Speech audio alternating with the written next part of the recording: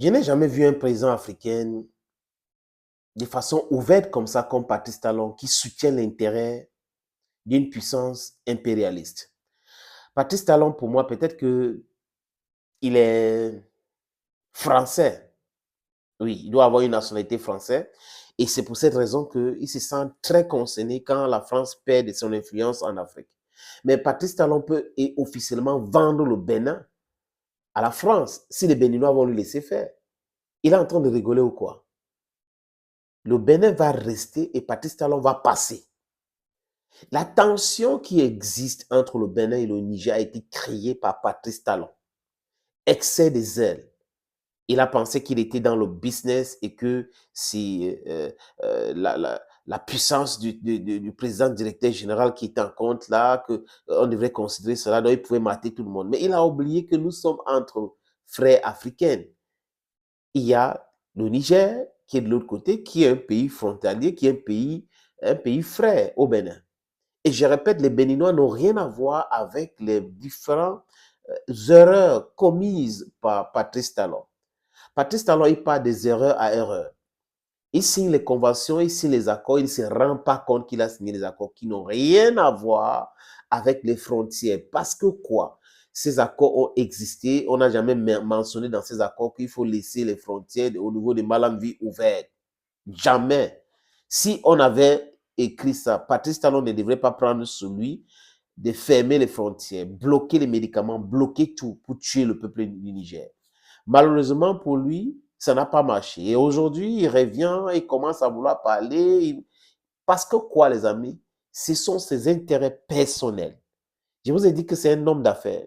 Il fait dans le coton, c'est le roi du coton, c'est comme ça qu'on l'appelle au Bénin. Et pas que, les amis, il est dans le transport. Donc, ces camions qui sont au Togo, là, qui ne travaillent plus en destination du Niger, c'est un gros manque à gagner. Même les Burkinabés ne veulent pas de ces camions-là. Le Niger qui bloque les frontières, dont les camions qui transportaient les marchandises du port de Cotonou et de Semekoji ne peuvent plus le faire parce que c'est bloqué. Semekoji, c'est à Porto-Nouveau, les amis, la capitale du pays. Cotonou, c'est la capitale économique. Donc, vous voyez que nous sommes dans cette espèce-là aujourd'hui où quelqu'un est en train de vouloir sauver son business. À Kébi, il a essayé de négocier avec les Nigériens pour pouvoir passer par Kébi pour aller livrer les marchandises au Bénin. Mais seulement les camions ne vont plus passer. Les camions immatriculés au Bénin. Donc, il doit déposer ça à Kébi et d'autres camions doivent transporter ça. Commence à être compliqué et les marchandises là ne peuvent pas être compétitifs. Voilà ce qui énerve terriblement Patrice Talon. Il est très en colère, mais seulement il oublie que quand vous arrêtez le caillou et l'oiseau de Dieu voit, vous ne pouvez pas viser cet oiseau-là. Les Africains ont vu que la France a les bases militaires au Bénin et que cette même France est en train de former les terreaux pour pouvoir envoyer déstabiliser le Niger. L'uranium du Niger que la France a perdu, c'est un problème pour la France. Les différents ressources naturelles que la France n'arrive pas à exploiter au Niger, ça leur pose un énorme problème. Le pétrole nigérien qui est exploité par la Chine, ça pose un énorme problème à la France. Donc voilà pour vous cette France-là qui veut faire du sagat. Comme ce n'est pas nous, on gâte tout. Mais on ne peut pas gâter, c'est chez nous. Vous êtes chez vous, allez rester chez vous. J'ai même appelé ici sur cette plateforme l'indépendance de la Calédonie, la Nouvelle-Calédonie. C'est de ça qu'il est question. Cette France doit comprendre que l'Hexagone, ces territoires ou ces frontières, c'est limite à l'Hexagone. Ça ne traverse pas l'Hexagone. Vous ne pouvez pas prendre l'avion pour quitter un continent à un autre continent et vous dites que c'est votre pays là-bas. Vous quittez encore l'autre continent, vous traversez pour aller dans un autre continent. Vous avez votre territoire dans presque 4 continents. Ça n'a pas de sens, les amis. Quand j'ai fini de dire ça, j'envoie ce message à Emmanuel Macron. Le Niger ne serait pas déstabilisé par la France. La France va se déstabiliser elle-même. Et la France a déjà activé son départ total de l'Afrique sans le savoir, parce que les décisions stupides des élites françaises ont poussé les Africains à se réveiller. Ils nous naguaient, ils riaient, on est des pauvres, on ne peut pas accueillir la misère du monde, pendant que nous, on était en train de les nourrir.